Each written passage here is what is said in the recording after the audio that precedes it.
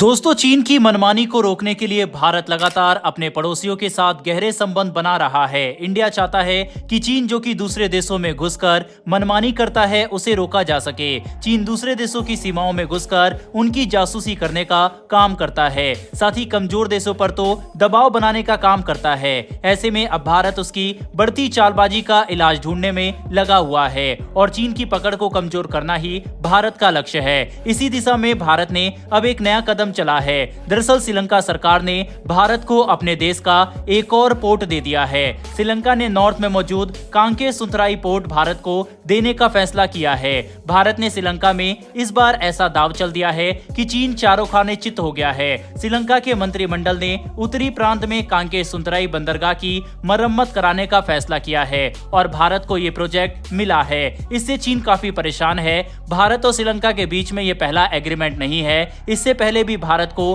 कई एयरपोर्ट और बंदरगाहों का प्रोजेक्ट मिल चुका है। बता दें कि कांके सुंथराई पोर्ट को श्रीलंका सरकार ने 1 मई को अप्रूव किया। इससे पहले 25 अप्रैल को मटाला राजपक्षे एयरपोर्ट के मैनेजमेंट की जिम्मेदारी भारत को मिली थी। यानी कि 4 दिन के भीतर ही भारत को 2 बड़े प्रोजेक्ट श्रीलंका की सरकार ने दे दिया है। भारत श्रीलंका के कांके सुंथराई पोर्ट पर 500 करोड़ रुपए खर्च करेगा। दरअसल श्रीलंका की सरकार की तरफ से इस पोर्ट को डेवलप करने के लिए $61 मिलियन से ज्यादा का प्रस्तावित खर्च बताया गया है। उत्तरी प्रांत में मौजूद कांके सुंथराई पोर्ट भारत के काफी नजदीक है। इसे केकेएस पोर्ट भी कहा जाता है। केकेएस पोर्ट 16 एकड़ में फैला हुआ है। ये भारत के पुडुचेरी के कराईकल पोर्ट से केवल 104 किलोमीटर दूर है। वहीं तमिलनाडु के नागपट्टनम से कांके सुंथराई पोर्ट 111 किलोमीटर की दूरी पर है। यानी कि 3 घंटे में दोनों के बीच का सफर तय किया जा सकता है। श्रीलंका के सिविल वॉर के दौरान ये पोर्ट को काफी नुकसान झेलना पड़ा था। 2017 से ही इस प्रोजेक्ट पर बात चली थी।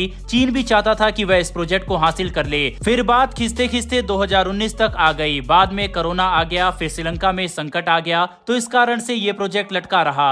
लेकिन अब आखिरकार भारत को इस प्रोजेक्ट को डेवलप करने की जिम्मेदारी मिल चुकी है। बता दें कि भारत सरकार की ओर से कहा गया है कि सरकार श्रीलंका के इस प्रोजेक्ट को डेवलप करने के लिए अनुमानित लागत लगाने पर तैयार हो गई है। इस साल मार्च में किए गए आकलन के अनुसार इस प्रोजेक्ट में कुल 513 करोड़ रुपए का खर्च आने वाला है। इस परियोजना के लिए मंत्रिमंडल ने सबसे पहले 2 मई 2017 को स्वीकृति दी थी। इस प्रोजेक्ट पर कुल $6.15 करोड़ की लागत आएगी। यह पोर्ट श्रीलंका का काफी बड़ा पोर्ट है। इसके अलावा ये सबसे बिजी पोर्ट हुआ करता था, लेकिन इसके बाद इस प्रोजेक्ट को डेवलप करने की आवश्यकता पड़ी और अब भारत इसे डेवलप करेगा।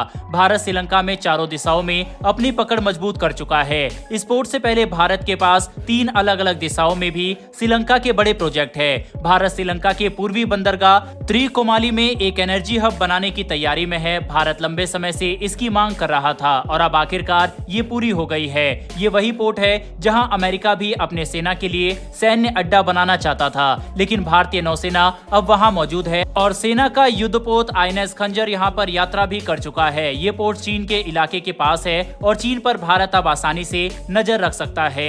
वही श्रीलंका के कोलंबो में भारत की सबसे बड़ी port company Adani group Sri Lanka के पोर्ट को डेवलप कर रहा है। IDAFC Colombo west international terminal private limited में अडानी पोर्ट ने निवेश किया है। ये प्रोजेक्ट अडानी पोर्ट एंड आईसेड लिमिटेड, श्रीलंका की कंपनी जॉन कील्स होल्डिंग्स और श्रीलंका पोर्ट अथॉरिटी का कंसोर्शियम है। इससे अडानी ग्रुप $1 अरब निवेश कर रहा है। अडानी का श्रीलंका के पोर्ट सेक्टर में किया जाने वाला यह अभी तक का सबसे बड़ा विदेशी निवेश है। वहीं कुछ ही दिन पहले श्रीलंका सरकार ने अपने $20.9 करोड़ की लागत से बने मटाला राजपक्षे इंटरनेशनल एयरपोर्ट के मैनेजमेंट को भारत और रूस की कंपनी को सौंपने का फैसला किया था। ये एयरपोर्ट श्रीलंका के तटीय शहर हम्बनटोटा के नजदीक है। वहीं खास बात यह है कि हम्बनटोटा पोर्ट के पास ये है और ये पोर्ट चीन के पास 99 सालों के लिए लीज पर है। श्रीलंका सरकार ने भारत और रूस की कंपनी को 30 सालों के लिए एयरपोर्ट के मैनेजमेंट की जिम्मेदारी दी है और भारत यहां से आसानी से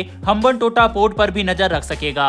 इंडो पैसिफिक और बे ऑफ बंगाल में भारत अपनी पकड़ बना रहा है। इसके पीछे का कारण है कि भारत चाहता है कि कभी किसी स्थिति में किसी दुश्मन देश से निपटने के लिए भारत पहले से ही तैयार रहे, क्योंकि आए दिन यहाँ पर चीन अपनी दादागिरी करता रहता है और अपने जहाज वगैरह को इस इलाके में हमेशा भेजता रहता है, लेकिन जैसे ही श्रीलंका के अंदर भारत की पकड़ मजबूत हो रही है, चीन का प्रभाव वहां से कम होता चला जा रहा है, जो कि भारत की एक बड़ी कूटनीतिक जीत है। बहरहाल दोस्तों, इस वीडियो में इतना ही। इन्फॉर्मेशन और वीडियो पसंद आई हो तो वीडियो को लाइक करके हमारी आने वाली डेली वर्ल्ड अफेयर से जुड़ी ऐसी वीडियो के लिए चैनल को सब्सक्राइब कर बेल नोटिफिकेशन अवश्य दबा लें। फिर मिलेंगे ऐसी एक नई वीडियो के साथ। धन्यवाद। जय हिंद।